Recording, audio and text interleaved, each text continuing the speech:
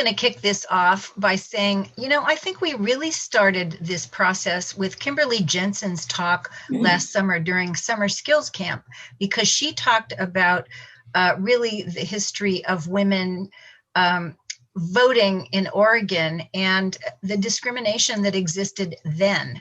And I think that sort of kicked off this topic. But Trish has kindly gotten together a group of different speakers that have been awesome, and they reflect different viewpoints, but we get it. We get the picture. So I think you all know Trish Garner. Take it away, Trish. We're going to all be on mute. All right.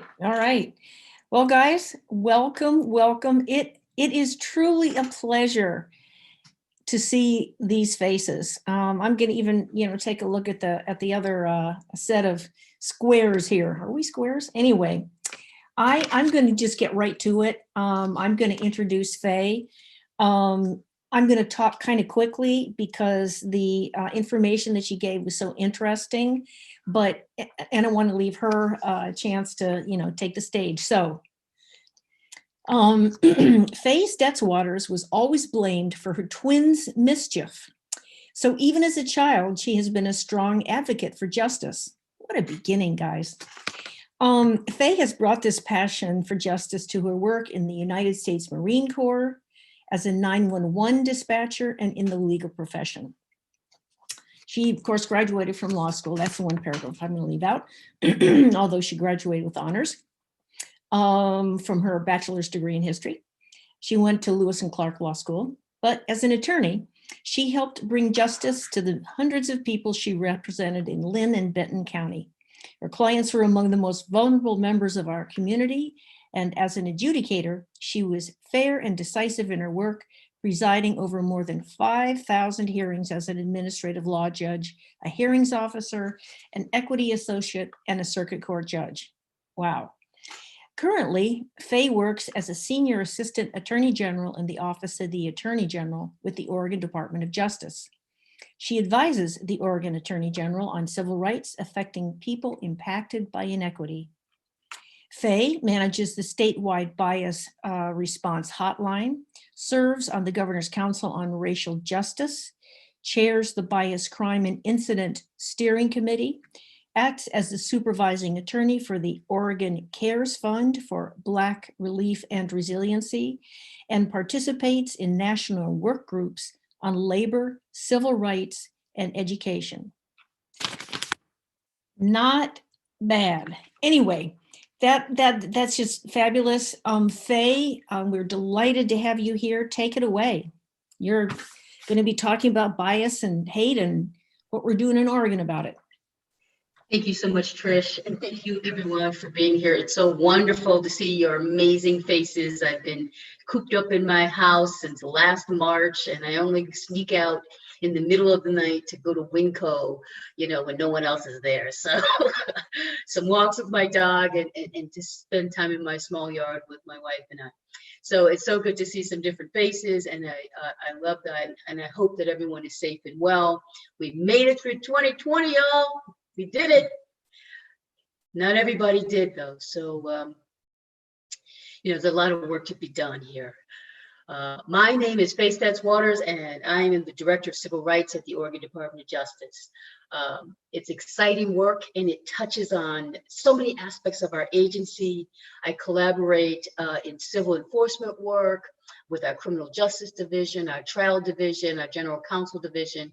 And I spent time involved in multi-state litigation. I spent most of my time at DOJ. I started in 2019, just spending time suing the Trump administration when they passed laws and rules that impacted Oregonians' rights. That's work I'm really proud of, and I hope that we get to dial that back with the new administration. I also serve on our Department of Justice's Diversity, Equity, and Inclusion Committee. Which we need and we have, and it's a pretty active committee. My colleague, whose name is Johanna Costa, she is our bias response coordinator, and she really does a lot of the heavy lifting in this work. We are hoping to recruit some volunteers to help us with many facets of our work. So I'm going to share a PowerPoint presentation. It's about 20 minutes long. I can get into some more details later, and then afterwards I'm happy to stay for as long as you need and answer questions that you have about our program and about my work in general. All right, so hopefully I'm successful here, and I'm actually going to be sharing my screen. I know that someone will let me know if I'm not successful. You'll let me know in the kindest way. Okay. This is a public service announcement that I don't know if anyone has seen it, but it is a public service announcement. I'll find my cursor. There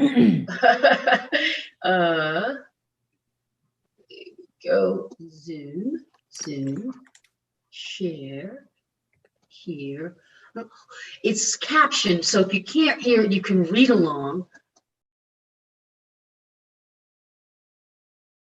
In Oregon, we're taking a stand against hate crimes. A stand for inclusion. For acceptance. Civility. Unity. With a new law, we're taking a stand against bias. Against bigotry. Prejudice. Homophobia. Otherphobia. Against violence and intimidation. Of any kind. We're taking a stand together. Together. For better tracking of data. And new ways to share it. More support for survivors. And more resources for enforcement. So we can make a real difference. It's a stand for our future. So no one has to be the victim of a hate crime. No matter their race, Religion. Color. Gender identity. Sexual orientation. ability. Immigration status. or national origin. And everyone is safe. Welcome. Free to be who they are. Because we're all Oregonians. And taking a stand Is what we do. Report a hate crime. Find resources and learn more about the law at standagainsthate.oregon.gov. Hey. That was John Patterson starting us off on So that was a public service announcement that we launched last January to kind of help folks learn about the law that had been passed in June of 2019. And the hotline was actually launched in January of last year. And so we're a year old on the hotline, and I have some information about how we got there. All right, that's me. So there's some key features. I'm going to refer to our bias, crime, and incident law. It's Senate Bill 577 because it's shorter, but I'm talking about the same thing. So the bias, crime, and incident hotline is a data collection hotline and a victim support hotline created by Senate Bill 577 and was passed in 2019 in response to a steady increase in hate crimes that were happening and unfolding in dramatic fashion here in Oregon. The hotline is one of a kind in the country, and even our neighbors to the north, and when I say north, I mean Canada, have been asking about how to set up hotlines in their provinces where hate crimes are increasing. As you know, Oregon was actually the first state in the nation to pass a hate crime as early as 1981, and the law had had few updates and meaningful changes for decades. But in 2016, leading up to the presidential election, Oregon experienced an significant increase in hate crimes, including the death of Larnell Bruce Jr. in August of that year, and then also the hate-motivated attacks, deadly attacks on the MAX trains in Portland in 2017. Our Attorney General went on a statewide listening tour, and she heard from people directly who experienced hate and bias. Now, they shared their experiences and their complaints they said that their complaints weren't being taken seriously by law enforcement, who had dismissed them as protected speech. Oh, we can't do anything about that. That's free speech. Or no action was taken at all. And this was a hard pill to swallow, given that you had experienced a hate crime. So the Attorney General created a task force really to look at this problem. This task force was comprised of community members, from folks from populations impacted by inequity, people working within the criminal justice system, and she tasked them to study hate-motivated crimes and make recommendations about how we can update this law and improve the government's response to victims of crime, bias crimes, and bias incidents. And so this is how the legislature came to pass the Senate Bill 577, which was declared an emergency and was effective upon passage. So some key features of this bill: it changed the statutory language from intimidation, that was the word that was used in the past, to better reflect, to change it to bias, to better reflect what was occurring in and around the state. The crime classification itself remained the same. So there's a felony component and a misdemeanor component, and they track the same law as the intimidation statute, but it clarifies that gender identity is a protected status that's included, protected under the statute. That for a while it wasn't clear whether gender identity was included. 577 made it clear that it was included. We know that particularly our trans women of color are frequently targeted for the most horrendous and vicious abuse that occurs out there in the community. The law created a new legal term called the bias incident. And from the AG's listening tour, this task force determined that we needed to deal with the bias incidents. The bias incidents were not being tracked, they weren't being responded to appropriately, and the criminal justice system wasn't the appropriate place to handle things that were not crimes. And so the bias incident was a new legal term to help get folks the support that they needed when there was a microaggression happening, when there was racist graffiti left in their neighborhood, or a range of behavior. So this focus, in the criminal justice system, we focus so much on the defendant, and we lose sight of the harm that was caused. We lose sight of the harm to the individual. We lose sight of the harm that happens to the family members, the neighborhood, the community, all because of bias. So the bias incident was a feature that was created to respond to those incidents that law enforcement and prosecution had been neglecting. Another feature of the law is the hotline, the establishment of a hotline. It is a statewide hotline, so all four corners of the state we serve. It's the services provided are trauma-informed and culturally competent support services. It is a telephone, an actual telephone that is answered by an actual person during a regular business working hours. So I spoke with my colleague earlier, Johanna Costa. She answers that telephone. The hotline went live last January, and it's a place where folks can receive support, hear validation that their experience was indeed targeting, and it was biased, and learn about options for community support or affinity-based support, and also talk about options for next steps. And if folks are interested, potentially contacting law enforcement, if that's a safe option for them. They can also, we also talk about other places where you can report instances of things that are happening to you. Organizations like BOLI, Fair Housing Council of Oregon, the governor's DHS ombudsman, the Department of Education, and other organizations and agencies people may not be familiar with to actually file complaints about what happened. A key feature here is also the data collection. There are reporting requirements that the Department of Justice has, that every district attorney office in the state has, Oregon State Police, and the Criminal Justice Commission. So right now, we collect the data and we send the data regularly to the Oregon Criminal Justice Commission.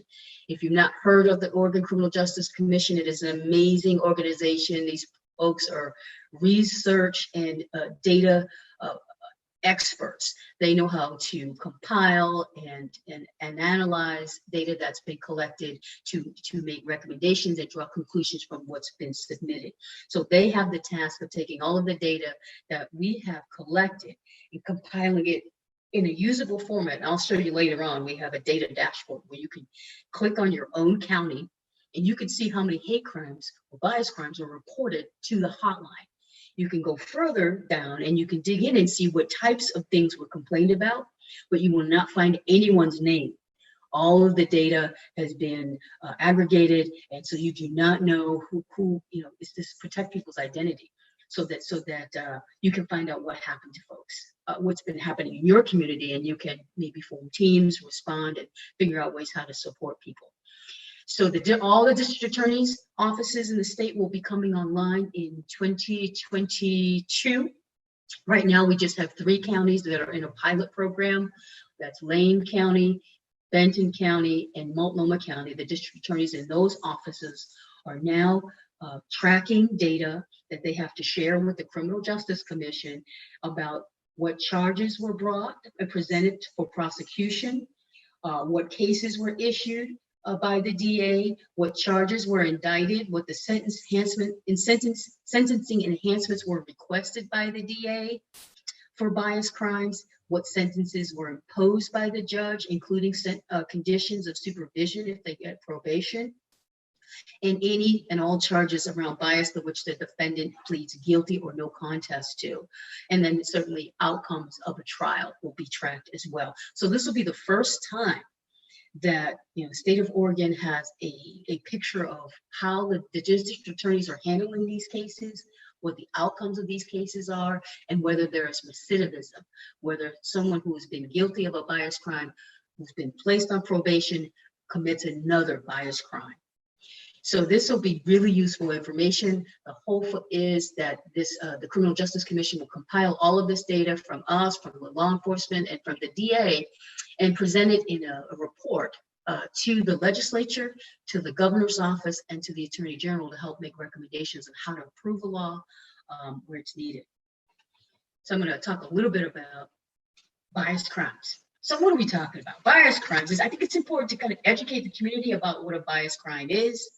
A bias crime occurs when a person makes a threat to harm another person, their property, including their pets or their family, or when a person tampers with or damages the property of another person, puts their hands on a person, makes offensive physical contact with another person, such as spitting or shoving or assaulting another person with or without weapons, or trying to scare a person. And this behavior is motivated because of the perpetrator's perception of the other person's race, their color, religion, gender identity, sexual orientation, disability, or national origin. So their perception of these folks, the targeted person doesn't need to be in the protected class. This is a crime about the perpetrator's perception, whether it's accurate or not, that this person belongs, is a member of this protected class identity. So like I said, it has a felony component and it has a misdemeanor component. The felony tracks along with the intimidation, the language of the intimidation statute, but it adds the key language around race, color, religion, gender identity, sexual orientation, disability, and national origin. So there's some mental state elements involved in felonies. So you have to either do something intentionally, you have to knowingly do something, or recklessly cause injury to another person, or with criminal negligence, cause an injury to another person by means of a deadly weapon, or intentionally, because of the person's perception of this other person, put that person in fear of imminent serious bodily injury. And you do so because you perceive them to belong to one of these protected classes that I spoke about. A bias crime in the first degree is a Class C felony. It's punishable by a prison term or sentence up to 5 years and a fine up to $125,000.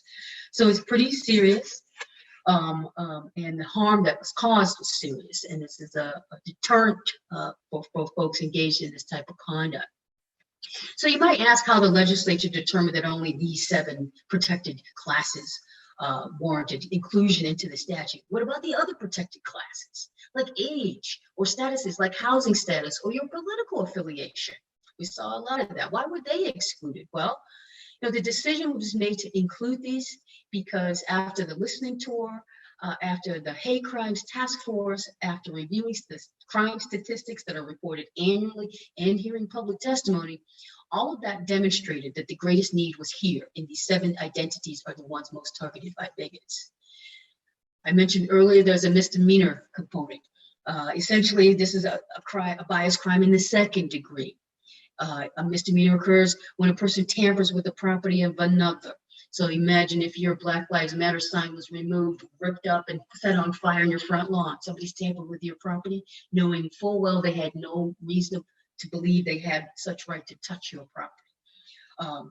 Intentionally subjects a person to offensive physical contact, or intentionally puts a person in alarm by threatening to inflict injury or cause substantial damage to the property. I don't know if anybody saw the video what happened last Friday at the Chevron station in Portland, when that guy went in there and he started throwing the hate crime that happened at the Chevron gas station. Guys throwing the racks from side to side and throwing all of the merchandise down, and that he damaged property and caused substantial inconvenience to the property owner there. Because of the words that were coming out of his mouth, a bias crime could easily be charged there, and I think eventually one was by Multnomah County District Attorney's Office. So a misdemeanor is punishable up to a jail sentence, up to 364 days in jail.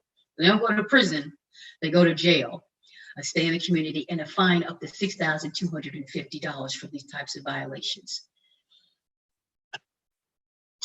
Early on, when as the law was passed and the year turned to 2020 last year, we had a lot of headlines that involved bias. There was a headline on January 7th that an Oregon man was charged with attempted murder for hate crime attack on a 70-year-old immigrant woman. She was a motel owner in Redmond, and he attacked her. He said awful, hateful things to her, and he attacked her. Also on the 7th, right in Portland, a woman was accused of snatching a hijab. She was charged with awful of a woman and saying awful things and doing awful things. So she was charged with a hate crime. In March of last year, during the beginning of the COVID pandemic here in the U.S., when we first learned of it, there was a lot of anti-Asian Pacific Islander bias that was reported, such that the district attorney in May had prompted Asian Americans to contact them directly, bypassing law enforcement, just to contact the district attorney directly if something was happening to them in the community. In Bend, in August of last year, DoorDash, there was a hate crime associated with a DoorDash delivery person. In Ontario, in October of this year, an Oregon man was facing felony and misdemeanor charges for bias crime. So all around the state, various types of behavior, none of it wanted. So we created some formulas. It seems that law enforcement sometimes is hesitant to find bias where there was bias. We tolerate a lot of racist language in our culture. And it's only now that we're getting this kind of reckoning for an alertness to the wrongness of some of that language. And so we have created some formulas to help law enforcement kind of understand it from, a different perspective, that when you get theft plus force, it's a robbery. So if I was wearing a necklace and somebody ripped it off of me, that would constitute a robbery. Now, if they did it and they called me a racial slur at the time, now we have a bias crime because of the racial slur. And we have seen multiple law enforcement reports where victims have documented, witnesses have documented racial slurs were used. Even the police said this is a bias crime, only to have the district attorney say, well, I don't know. Maybe she said these things because she was just mad. Well, you're holding a knife and you're using racial epithets in anger at a person of color. I don't know how you couldn't find a bias crime, but apparently the deputy district attorney chose not to. So we've created these formulas to kind of help folks along. They may not be familiar with looking at the law this way, so we're just introducing these formulas and adding bias to help them understand, that they can make these charges. So this is a menacing plus a weapon. So if I'm coming at you aggressively and I've got a weapon, we consider that unlawful use of a weapon. And imagine if a racial epithet or some other type of epithet was used at the same time, that's a bias crime and it can be charged. So we create these little formulas and we do a lot of education with law enforcement and with district attorney's offices to kind of help them, encourage them to go ahead and make the call. So here's a bias incident. A bias incident, by statutory definition, It means a person's hostile expression of animus toward another person relating to the other person's perceived race, color, religion, gender identity, sexual orientation, disability, or national origin, of which a criminal investigation or prosecution is impossible or inappropriate. So when we see things like this, an example of a biased incident might be the graffiti. There was a graffiti left on a pole. Nobody saw who did it. Everyone who walks past it is offended and affected by it, and they all want it gone. This is a biased incident. Would still call the police. Most police departments have graffiti abatement details that can go ahead and clear that out. But it should be reported. It's an instance of bias in the community, and it harms the whole community. But it couldn't be prosecuted because we don't know who did it. You can't charge somebody with a biased crime because we don't know who did it. That would be an example. These racist flags. Some people like the rebel flag. I don't. It's considered a hate symbol. In North Albany, there was a gentleman who had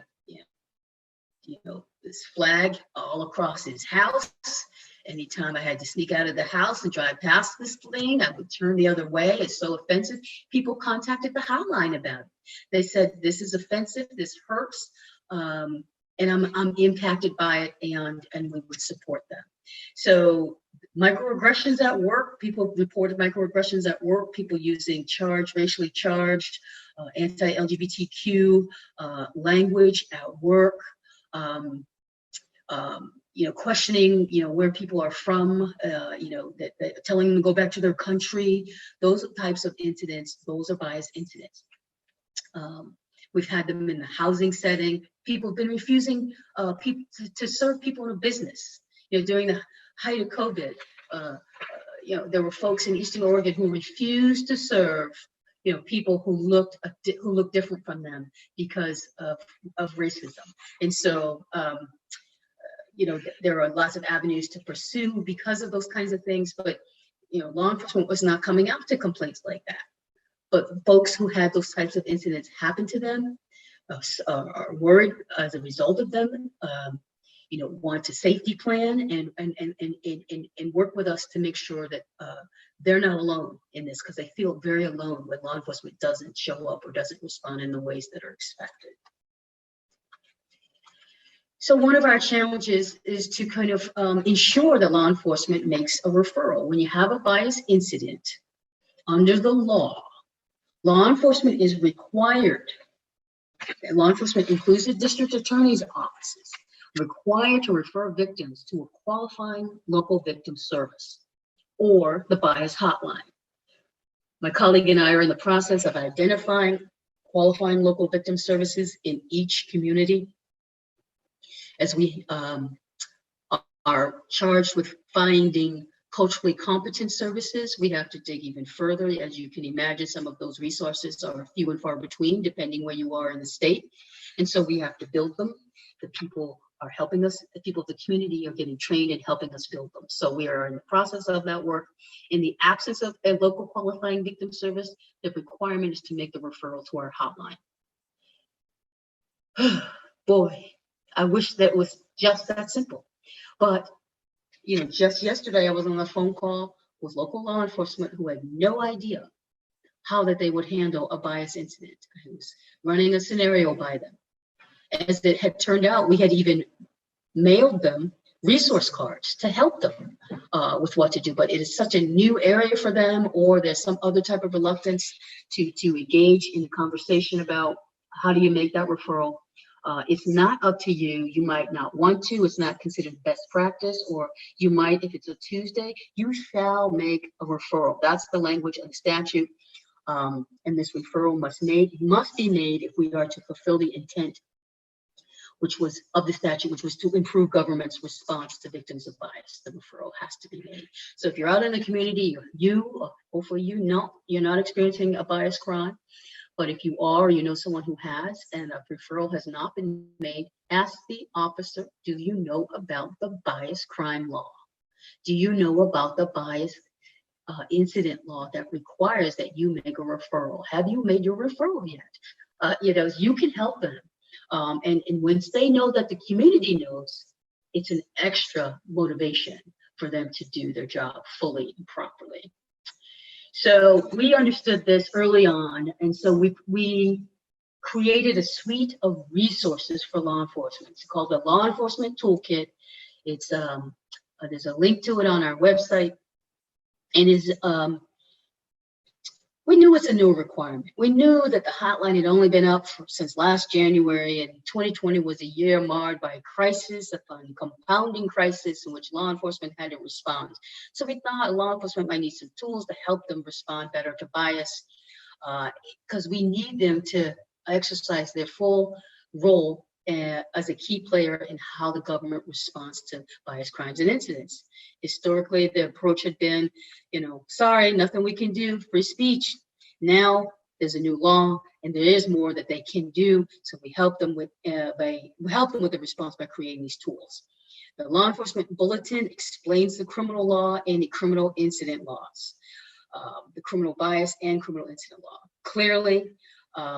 We create a referral resource cards. We have both a victim referral card that law enforcement can easily just hand to a person. We have them in Braille that can be translated in different languages.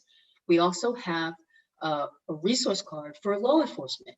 And that resource card has a QR code that they can scan, and it links directly to the toolkit. And there are resources on the site, including language, special language to help them respond better. It also has trauma-informed messages so that law enforcement can use when they speak to bias victims, language that promotes human dignity and respect and reminds people how courageous they are to report what's happened to them, to us. And so we also have a supplemental report form for bias investigations, whether it's criminal or an incident. It helps to guide their investigation into bias. And the form is designed to remind them to ask certain questions when they're on the scene. And it lists a list of nationally vetted bias indicators that act as flags of possible bias motivation that law enforcement should be on the lookout for and investigate further. So we have laid it all out. Again, we created a public service announcement that's still airing. Somebody told me last week they heard it on the radio. But law enforcement is still learning.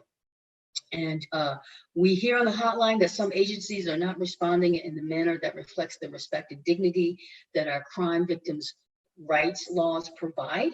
And they haven't received any referrals. So we expect folks to use the toolkit to improve their response, and we're trying to help solve the problem. And as many people who know about it, who can support law enforcement and remind law enforcement of their obligations, the better. So, many people ask, well, what's going to happen if I call a hotline? What should I expect? How long should it take? So I'm going to give hopefully a quick overview of what to expect when you call a hotline. So people can report anonymously, either online or by phone. So on our website, we have a portal where you can type in, if you say you don't want to talk to anybody, you just want to report the bias, you don't want to call back, you don't want to talk to anybody, you're done. You can just type it in, and you can, then you're done. We'll get an email about the details. If we can make our bias determination of whether this is a bias crime or a bias incident, we will do so. If there's not enough information and you've asked us not to contact you back, then we will honor that and not contact you back. But if you do leave contact information and you didn't say don't call us back, or we need more information, we might call you and ask you for clarifying information about where something happened, or what do you think the motivation was that caused this crime or this incident to happen. So folks can choose whether they receive a call back. And we'll go through what's called an informed consent process to make sure callers know when they are interacting with us, a government agency, that they are making an informed decision about whether to engage with us. So we're a confidential hotline, with the exception that we are mandatory reporters. So if we get information about child abuse, elder abuse, or abuse of folks with disabilities, we are required to report that information. We make sure that if a caller is represented by an attorney, we ask we'll contact their attorney to make sure we have permission to speak with their client. We don't want to interfere with any attorney-client relationship. We ensure that folks know that we are collecting de-identified data, things like their county, the nature of the bias, like the harassment or the assault, the institutional bias or doxing. We collect things about the motivation, the bias motivation, and the targeted protected class and any other identity markers, if folks feel comfortable sharing those things with us. And finally, explain the limitations of the hotline. Many people learn, when we say this, they get mad. We say that this is a data collection and victim support. We report and support hotline. We do not open investigations on our own. We do not sanction bias perpetrators. We do not police the police. Some people get upset about that, but we don't have that authority under this law. And if they want to loop back, if it's safe for them to kind of contact law enforcement, we'll help them with that process. The hotline is here to support folks in the aftermath of bias. When we help folks process what's occurred, and we'll help them identify and put a name to their experience. And for many, this is the first time somebody's actually listened to what they said, have been and validate what happened and said it was not okay. We are the first to do that. In fact, that what happened was targeting. In fact, that what happened to you was bias. And we help people with next steps that they may want to take. Perhaps it's assessing the support through a community-based organization that we can refer them to, or referring them to an existing investigation process with an organization like bowling of some type of agency, or to law enforcement if a crime has occurred, if that's their choice. Because the hotline is victim-centered, meaning the person who calls us, they drive the conversation. They get to decide what information they want to share with us. They get to decide what next steps they want to take. Because when you live in skin like the ones I'm wearing, it can be a big step to engage with the criminal justice system. It can be a long, drawn-out process. It can expose you to further attacks. Right now, people are just, at each other. People are attacking each other. So people are very cautious about the steps that they take, and we honor that. And we also know that, this isn't probably the first time something like this has happened to folks, that most of the people who contact our hotline are living with some kind of trauma. And so we are mindful of that when we speak with them. If they need to process this ordeal multiple times through multiple contacts with the hotline, that's okay. If they need long pauses before making a decision, that's okay. If they need emotional support and validation, that's okay. If they need things explained multiple times, it's okay. It's our acknowledgement of the traumatic histories, and we allow for folks to just kind of come where they are, how they are, and receive support that they need. Now, like I've talked about a little bit, we've had some challenges. It hadn't been smooth. And so this slide is really for tips and challenges for practitioners. So if there's some practitioners of law or law enforcement out there, or you have somebody in your family, these are some of the things that we've kind of picked up over the past year. We are noticing that it's a reluctance to call things what they are, in terms of recognizing this as bias and classification of it as a bias crime. I know when you hear offensive language, we don't want to repeat it, but when you're charged with writing reports and collecting information, if that offensive language isn't in there, then a DA can't make the charge because the DA doesn't know what was said that makes it biased. So it's important to document in those reports, word for word, what was said. Use quotations. When we exclude language, that might make us more comfortable, but it makes the case more problematic. We're erasing experiences. We're erasing evidence. So it's important to document it. We need an accurate reflection of what happened. So I hope you're not the victim of a bias crime or a bias incident, but if you are, request a police report. Read it, make sure it accurately reflects and captures what you said and what occurred. Document. Referrals, I will not belabor that point. We have the referral cards. Those referrals weren't getting made. I will tell you, anyone can refer someone to the hotline. you, Trish, can refer someone who's experienced bias to the hotline. You can call the hotline if you've witnessed something and report it. So I just want to make sure that everybody knows that they can do that. You don't have to wait to have law enforcement involved. But do know this, we want victims and survivors to make the choice about how their personal information or experience goes, especially if law enforcement is involved. So they, in terms of what is safe and for you, may not be safe for them. So you may report it as a witness, but we would encourage you not to use, the victim's name, victim's address, or share that information unless the victim gives you permission. So that they get to drive that. I think there was some terrible, terrible things that have been happening all around our communities, just vile things. And many neighbors, family members, witnesses have been contacting us, and we can see as we look at how people contact us. Sometimes people contact us via the portal, online portal. When we first started, as things geared up into 2020, people started getting on the hotline. And at first it was the victims themselves who experienced bias. And as the summer went on with all the protests, it was witnesses reporting bias, and now it's gone back to the victims reporting the bias directly. So it's been interesting to see. I think more and more people are learning about the hotline, learning about the ways that they can report. And so it's kind of shifted as the crises have shifted. So you can report via hotline or via the portal. Investigations.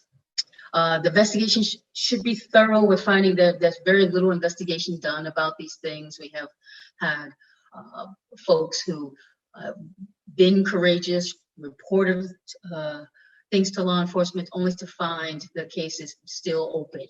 They've got no information, no updates, poor communication about their case. They've had to do the work, and that shouldn't be. Investigations that don't look at the bias indicators or disregarding the bias indicators. So those have been problematic. And such that we had to contact our law enforcement, in our federal law enforcement partners in some parts of the state to intervene and to help folks out. If anyone is questioning, the seriousness of the things that have been happening around the state, we have had people feel so unsafe in Oregon that they left, moved from Oregon across the country to the epicenter of the COVID outbreak last spring because of the harassment that they were experiencing in their living environment from attacks from a neighbor, where police refused to respond, said it was a neighbor dispute, and there was anti-LGBTQ epithets being thrown. People didn't feel safe. And imagine living on edge in your own home and not feeling safe. The sense of security that's taken from you. The landlord wouldn't do anything. No other neighbors intervened. There was no outrage. There was no consensus. These folks were left to deal with this on their own. And they just packed up and they left. And many Oregonians, people of color, are leaving the state. I don't know if that's the overall intent, is to harass people out of the state. So we have a white utopia, but it is happening. People are getting fed up and are moving elsewhere. So it is quite severe. In the charging decisions, this is for the district attorneys. We use the formulas that we provide, particularly the young DAs. Use those formulas that we've provided in your charging decisions. Charging decision is an indictment when you're dealing with a felony. These are the charges that you're going to try to prove. These are the charges you're charging against a person, and these are the crimes you're trying to prove beyond a reasonable doubt. Believe your jury pool. A lot of the feedback we're getting from some district attorneys' offices, we don't know. The public doesn't understand bias. They're not going to understand that this person was motivated by hate for a person's race because of the words that came out of their mouth, the tattoos they have on their body, the sentiments they express online, and all the other things that have been found in the record to demonstrate that this person had deep-seated ill will and animus towards a person of another race. Believe your jury pool, lay out the facts, do the work. That's been a challenge, getting folks to do things. Negotiations. So much because of the volume that prosecutors deal with. You know, it's a plea agreement. How can we not take this case to trial? Let's dispose of this case as fast as possible. I know I was on the bench. I was part of it. Let's see. We don't have time to, go through all of these cases. We expect a large portion of criminal defendants to plea out. And so the system kind of relies on that, which I think is just awful. But in those negotiations, we have seen the bias crimes becomes the fodder for those deals. So those are the things that get negotiated away, and often without the victim's input. If you are the one whose home was targeted, whose vehicle was targeted, and your sense of security was taken from you, you don't want that bias charge to go away. You want to see that person held to account for what they did to you. And so you rob the victims of their voice and their day in court when these types of cases, when those types of charges are just pled away and they're missing from the record. So this is one of the great reasons why this reporting requirement as part of this law gets to track what the DA charged. So if there was initially a bias crime that was referred over to the DA's office that then did not get charged or was not was pled away, we see that. And if we see it in one particular county or one particular area, this is a way the legislature can intervene and make a change to this particular law. Victims experience for procedural justice. People need to have their day in court. They really do. And victims' experience with law enforcement, prosecutors, the whole system has ripple effects. And there's a whole body of research around the concept of procedural justice that reflects that when we see the humanity in other people, we start to treat them with dignity and respect, ensure that they have a voice and a meaningful role in the criminal justice process. We start to repair the past harms and develop a rapport with communities and folks who are long impacted by inequity. So it's just some of the challenges that we've experienced. COVID has, hampered a lot of this. We can't normally have our face-to-face, hey, let's have a sit down, let's have a meeting. And we can kind of talk about these things face-to-face. We've been handling it kind of through phone calls. Hey, we noticed, there was a bias crime in your community and we didn't receive a referral from anybody. Did you make one? Can we help you? Can we point you in the right direction? So we've been trying to be nice and helpful. Here's a snapshot of a map that Johanna created. And it gives you, this is not the click on one, but I'm gonna go back to our website so you can see that. But this is one where it kind of gives you an idea of how many bias incidents and bias crimes were reported in each jurisdiction. You can see places like Grant and Wheeler and Jefferson don't have any markers in there. You can see places like Klamath have 19. We know for a fact there's a lot more than that. We know for a fact that bias crimes, hate crime, bias incidents are underreported for so many of the reasons that I have talked about earlier. People don't have confidence in the criminal justice system. People don't want to interface with law enforcement. People just, they just don't trust the system. And so many reasons that people don't report their experience. And so these numbers don't begin to represent all of the bias that's been occurring in our communities. All right, what else we have here? Okay, this is a number. Have a pen or text. Our telephone number for the hotline is 1-844-924-BIAS. That's 2427. The hotline is in operation Monday through Friday from 9 to 5 generally. When Johanna is on the phone with one person, the calls generally take anywhere from 45 minutes to about an hour. We have a voicemail message where you can leave a message and she'll call you back. So many people do that. She promises a call back within 72 hours. She's the only person in the state doing this work. And as I said before, they're actually the only person in the country doing this work. So pretty rare. For our deaf and hard of hearing folks, we have the 711 Oregon Relay System, and we have interpreters available in 240 plus languages to help us with our non-English speakers. Our website is standagainst.hate.oregon. It's all spelled out, .gov.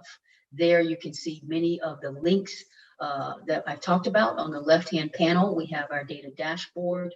We have information about the law. We have resources, resource toolkits for law enforcement, resources for victims, and resources for service providers.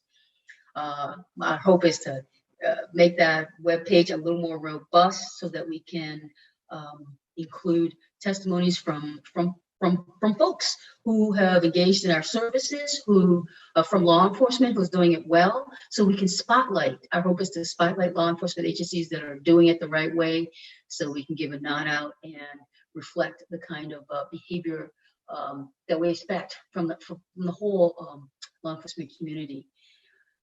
Let's see what else we have here. Questions. Okay. All right. I'm going to stop sharing my screen. Did that successfully? Okay. All right. Everyone's still here? Nobody's asleep? Very good. All right. I see a chat. Okay. Let me start at the top. Hey. All right. I think if you move down to 721, that's our first question. Okay, thank you. I appreciate that. All right. Will the website eventually show the locations where the crimes occurred? So not the exact location. It will show the locale. So the city, the county, the city. We work with the Criminal Justice, the Criminal Justice Commission. And they're in the dashboard business. So if you ever go on their website, you'll see, they get really at the granular level where they can say with the STOP program. The STOP was a law that was passed a couple of years ago that requires law enforcement when they stop folks to record the race of the person that they stopped. So that data is available. So in those instances, they need to record that. Our laws require us to capture the nature of the conduct, the location and nature. So we have it in our database, but sometimes if you live in a remote place and you're the only person of color and your complaint was about a racist comment made about your dreadlocks, that's going to be identified. And so sometimes we can't get into the level of detail. We can't get into the level of the locale of where something occurred. So that's a case-by-case basis. Okay, how do you prove a person's perception?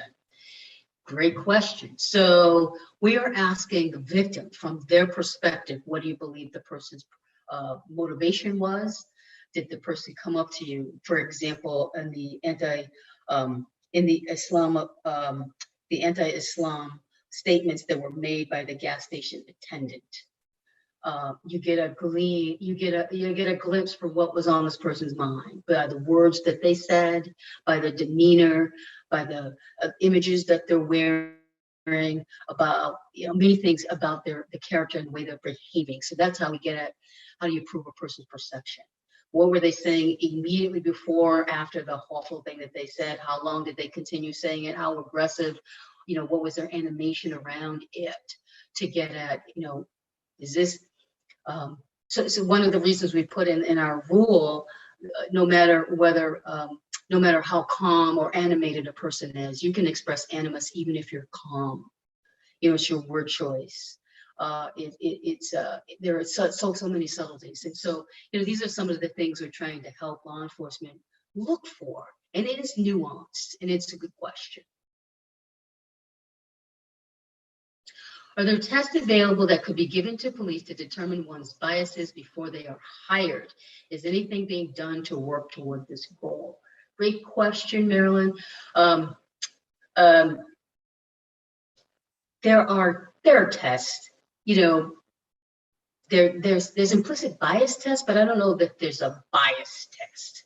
There are questions that you can ask a person. How have you been spending your time? Who you've been spending your time with? Are you able to serve people with respect and dignity? I mean, I think there are ways to improve how we recruit law enforcement. I think we need to get away from recruiting, ex-military, former military, that type of background. That law enforcement requires a thinker, someone who has emotional intelligence, someone who has compassion, someone who can see other people's humanity. I mean, I imagine that there are tests that you can get. I think what happens a lot of times is a municipality or a local entity will hire a person and they have their own criteria. These are usually, if it's a line officer, it's a closed process. There aren't members of the public that are invited to those kind of hiring panels to ask those questions. Supposedly everyone's given a background check, but people can scrub their social media and scrub all those things to clear out, that statement they made when they were 17. So I think that there are efforts to recruit different kinds of people, and we certainly do need all kinds of people to step up and do this work. I worked with law enforcement for 15 years. I can tell you it's not easy. You are dealing with people on their worst day. You are often dealing with that person repeatedly. And it kind of wears you down when you have to go back out to the house again for the same problem. You don't have the resources or the tools.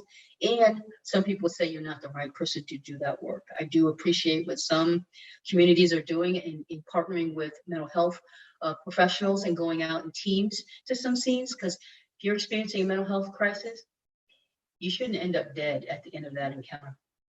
You shouldn't. People be able to have the skill set that's needed for the situation. I think is as police work gets more and more complex, we have not always recruited for that complexity. We recruit for youth and strength, and agility and those kinds of things. And so we need to broaden our thinking about who can do that work. All right, could you get these links posted in the chat later, or could you email them and distribute them? Yes, I will do that. I second that. Let's see, we'll start with stand. We picked a URL that we thought of people could remember. Stand Against Hate.Oregon.gov.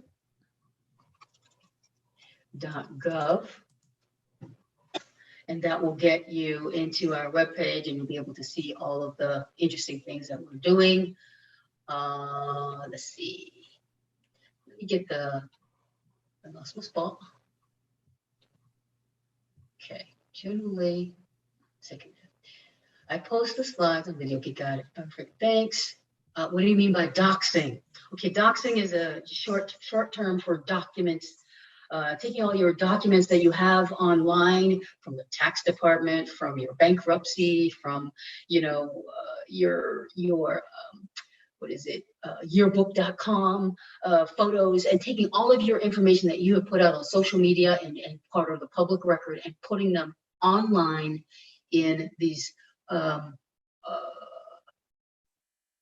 vicious sites where people just attack you and they threaten to come get you. They have information about your address. They have your license plate. They know where you live, and it's designed as kind of a virtual mobbing and instill fear, because now you don't know if you can step out of your door. How many people have seen your address? How many people know what your house looks like? I mean, it's amazing how much information is available. You just Google your name, maybe you shouldn't, or your address. Google puts a pin drop of where your house is, so people can easily come find you. And then they even give you directions on how to get there, how long it might take to get there. So there's all of this information that some people will go and find, and then they'll compile it and they'll just throw it online, usually on social media. And then all of the people start attacking you, calling you, and then the fear is that they're driving by. Next thing you know, you're peeking through your curtains and you're wondering, when is the attack going to happen? It's done to unnerve and disturb people. And right now, it isn't a crime. It isn't a crime. And I know a number of legislators have talked about, what can we do about doxing? And it's not just individuals it happens to. It happens to law enforcement. It happens to public officials. It can happen to anybody. Probably going to happen to me. I've been reluctant to kind of speak to the media about this stuff, because I'm worried about being doxxed, especially with all that business that happened on January 6th. So that's what I mean by doxing. That people call us, they say, oh my goodness, I've been swarmed, people are calling me, people, my information is out there and I don't know what to do. There are programs and services that will try and clean up all of that stuff, but it's trains left the station, the information's out there, and you don't know in whose hands and what they're going to do with it. Approximately how many individuals report through the hotline? Okay, so let me see. I might get my dashboard up here. I know that already, I think in this month, in January, we had at least 75 calls. People reported to the hotline this month. Let me get over here and close this out. Or not. Let me just go and get online. This new second screen I bought is a dud. I think I'm going to send it back. I think that we ended up with somewhere like 1,040 for the year. And we started keeping count online, I think in March. We hired Johanna in March. Before then, I was answering the hotline and doing my regular job and was completely overwhelmed. So I was very glad when she got online, but we ended up changing our reporting system to a different system, and that data didn't get carried over. So we have about 1,000, we have over 1,000 people who called the hotline this past year. And like I said, on average, those phone calls were 45 minutes to an hour. Sometimes people called more than once. And then there's the portal. People reported through the portal. How many police departments? We had one police department report a bias incident. One. Shout out to Washington. I think it was Washington County Sheriff's Office. We had one detective out there who researched the law and said, "Hey, this is what I need to do," and he made the call. And we give props out and kudos out to him for doing that, because when more officers do that, you set a tone that it's okay to do it. It's what's required, and it changes. It changes the posture of the department when you do that. How many other agencies and organizations? So it's interesting. We can get referrals from so many people. So we'll get referral from, I'm trying to think, maybe Oregon Health Authority. Somebody may have reported something to them, and they said, "Oh, you should contact the hotline." But for the most part, it's individuals or it's organizations that are community-based organizations reporting for one of their members who wants to protect the identity of a member. So some organization that serves a minority population, and just want us to know that they got a phone call into their headquarters that was threatening, that there was a bomb in the building, and that they were going to kill everyone, of this demographic. So we'll get reports like that. I don't know how many, but I know we've had at least 20. I do have the numbers. Let me see if I can just get online here some other way and share this screen, because I think when you see the map, it'll give you a better understanding of what we're talking about. I was all proud of myself of having all this stuff queued up. Okay.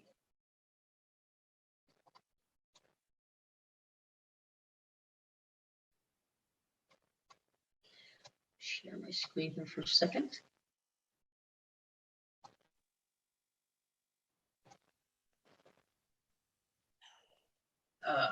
What are you still doing here?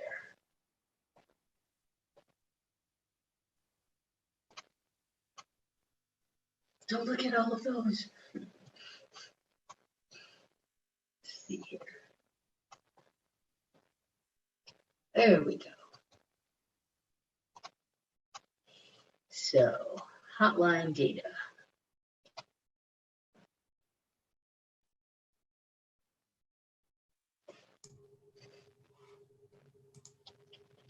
Can you folks see that? We're just seeing your Zoom page. What? Oh no. Oh, you know, it's got a little bit of a lag here.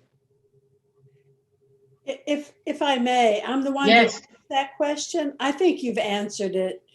I So think and thank you very much. Sure. I can tell you we've got 1,100 reports last year.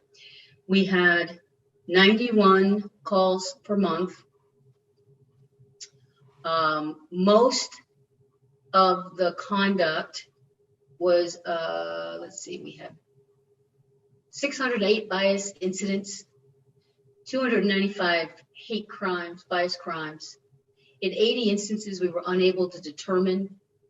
We did have some racism. We had some people call in with some epithets for us, so we were able to categorize those as well. Let me stop. Don't share. So you can see the protected class. Can you see it now? I feel like. Yes. Okay, good. Okay, so you can see the protected class. If you hover over, you can pull this up on your laptop too, and see what we're talking about. Color. If this was a category, I remember I said there were only 7 categories of protected classes that were covered under this statute. If somebody was calling in, we did get somebody report gender-based comments, and I had to have a long conversation about while gender wasn't included in this particular statute, it was included other places. So I said, well, that might be an area where you can go to your legislator and suggest that gender be included in the statute. It wasn't something that came up in the testimony. It wasn't something that came up on the Attorney General's tour. It wasn't something that the task force, it wasn't something that was present there. But it's we the people. So when we the people need something or want something, we go through the process and we can help make change. We had 190 instances of bias for national origin, 183 instances of bias against people with disabilities. You click on it. This is so much data on here that it takes a long time to load.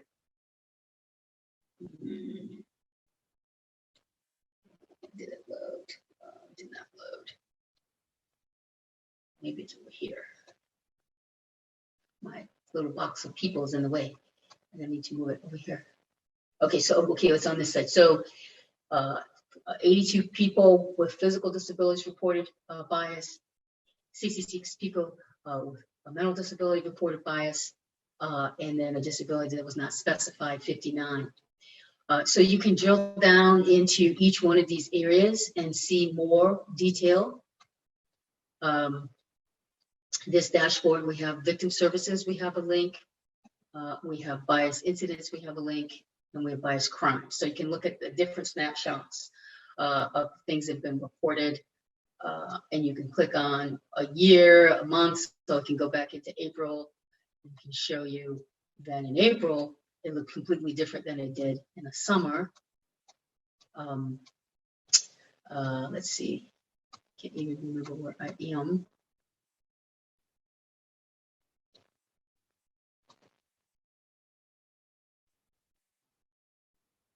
All right, so we work with we have a crime victims survivor services division arm, and they help people who've experienced crime with financial costs associated with being a crime victim, so they can pay for hospital bill, mental health treatment associated with crime. So we will refer them to our let's go CVSSD, and they will help them with an application process to apply for those services. So 2,000 hotline crisis support calls. So lots. And I don't know how Johanna was able to do all of this. She's just one person. I can't even, maybe I did 1% of this work. She did the 99%. So you really get to see you know, we have a lot of volume, just a lot of volume. Hey, Yes. this is Trish. I know we're getting kind of late, so I wonder if we could kind of zip through some of these questions. Yes, sure. Let me get back here. All right. Crime victims. Do you have any connections with the National Crime Victims Lawsuit? Yes. In fact, we're having a conversation with them about, we have a civil remedies, a part of the statute where a person an attorney can apply for civil relief for a victim. So we're trying to work with them to help, to use them to help support crime victims in the process. So they can ask for this type of relief to support victims who are who have reported a crime and need that extra help. Mm-hmm. Sometimes each district attorney's office is supposed to have a victims assistance program person to help a victim of crime. Those folks need some education around these issues too. So we have education and training program that we're building online, and we know we have a lot of educators in the room. So if you want to help us with our pedagogy so that we can get a lot of these modules up and available to folks so they can explore them and get these skills so they can begin to help out. Many people are asking right now in this moment, what can we do? Someone's question, yeah, county for county is available. Just click on the shape of your county. It's a test. Do you know the shape of your county? You can click on that and find that information just for your county as opposed to the whole state.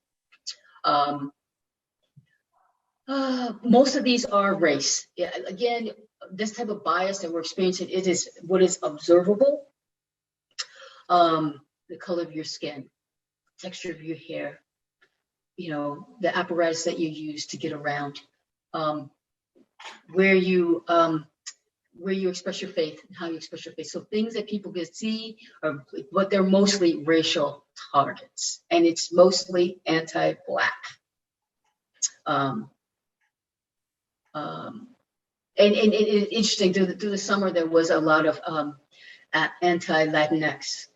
So far as it was Latinx and COVID, so that if in Eastern Oregon, folks who were working in the fields who were not able to social distance, people were calling to report that they weren't social distancing, calling the police on them, that they should be arrested. So here people are trying to work, essential workers picking our food, whose employers may or may not provided them with the conditions to keep them safe, and folks thought that that was enough to call the police on them, and so we took bias reports. So that was a weird thing. Okay, could you please characterize what measure?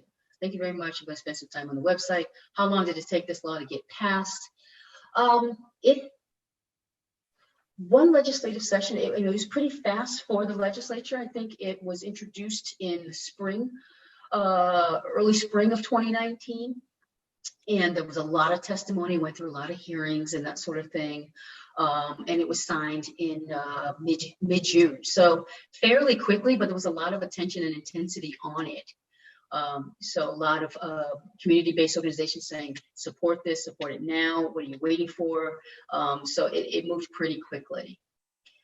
Interesting bill, this session has been requires the Board of Public Safety Standards and Training to ensure that police officers certified, creating a guest event. Yes, yes, there's a lot of interest in, it's interesting that people didn't know where law enforcement got trained. They just assumed, I don't know whether they just fell out of the sky, but you know, you're hired by local entity, you know, city of Beaverton. You get hired by them and they pay you a paycheck. And then you go to an academy that's run by the state that certifies you for your license. And so that's where the Department of Public Safety Standards and Training is the place that can provide all the standardized training, state training, and then hopefully you pass and you get certified with your badge number, and that certification you can also get decertified if you do something that violates the badge. So so DPSST is at the bookends of a person's legal career. You've come in, or law enforcement career, you've come in and you got in and then you did something bad, then they would also take away your certification, so you can't be a police officer in the state of Oregon anymore. And there's a trend now to try and make a national database so that you can't just go to Washington and start over and do the same thing, whatever you did that got you in trouble here. So Department of Public Safety Standards and Training, we work with them, and we've been working with them on modules to identify bias. So they have a really good model. It's experiential. And it's done in stages to help build on what they know.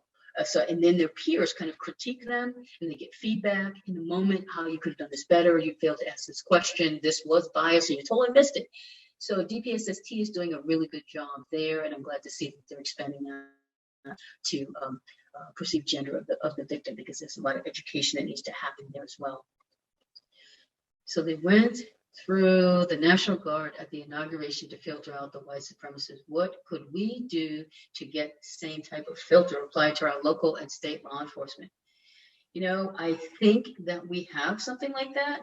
We have a center called the Fusion Center, and they do a whole bunch of behind the scenes investigations and like top secret stuff I don't even know about, but I know that our criminal justice division has a team of federal law enforcement that they work with to identify these things. So I think we have that technology, and I think they use a lot of filters crossing. I mean, we do have it. I don't have it.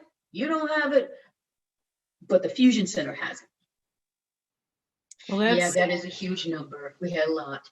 How do you keep the faith in humanity when you need to deal with such sadness? You know, that's a good question. But I have, you know, my wife is, she's white, and she is of Estonian and Pennsylvania Dutch heritage.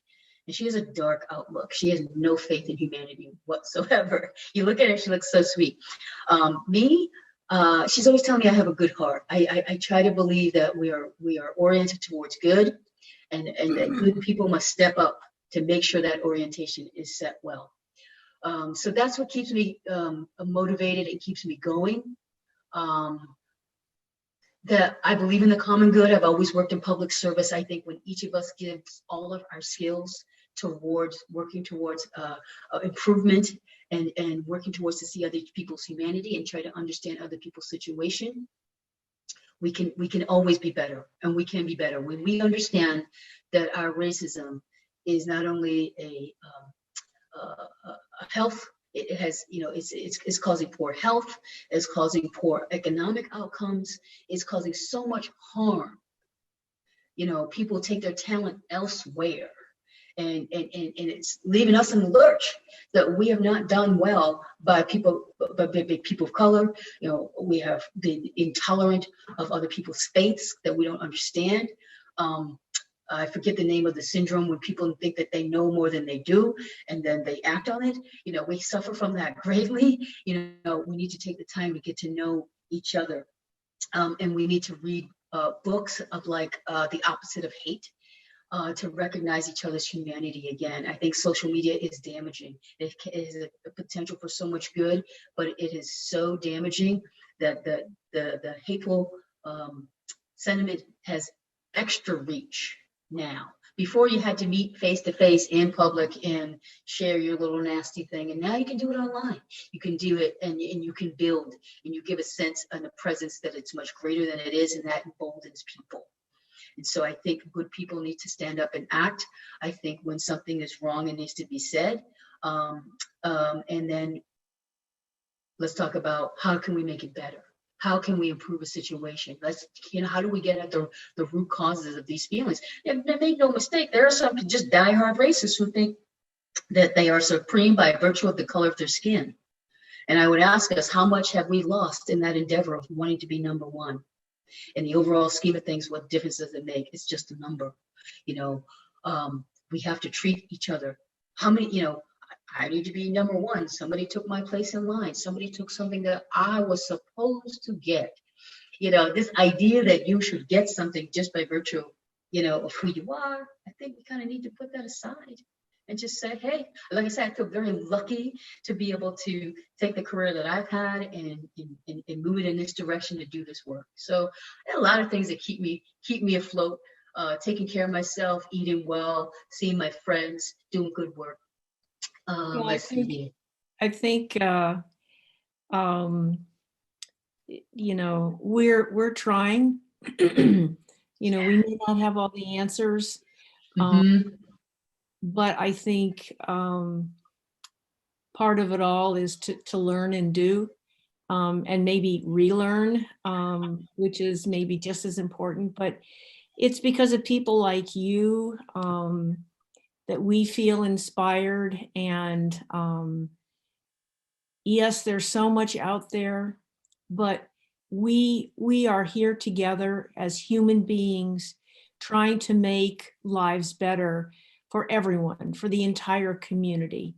And we may not always make it, and but this information has just been really helpful. And I'm sure, we've had people, I don't know if you know this, but from all around the state.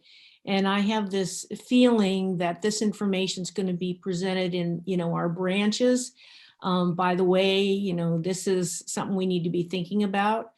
And that's, after all, the most important, that we as a group and we as an individuals confront these issues and do something about them. So Faye, thank you so very much. And I want to thank everybody for being here. We have our next event, February 24th. Reina Lopez Osuna is going to be speaking from Picun, and who deals, I'm just going to let you be. If you don't know Picun, P-C-U-N, you can take a look at the website, and of course we'll be sending you information. But she's an amazing woman. Of course, she has, he's following Faye, so she has a pretty high bar. But anyway, I will be seeing you guys again on the 24th. And again, Nancy, thank you for doing the electronic boogie, Pat for introducing all this. We make a great team. And Faye, thank you so very much for coming. Thanks, everybody. Thank you. My pleasure. Thank you, everyone. Okay. Stay safe. Take care. Get that vaccine. Hey, Faye, are you willing to send me your slides? Absolutely. Okay. Great. Thanks.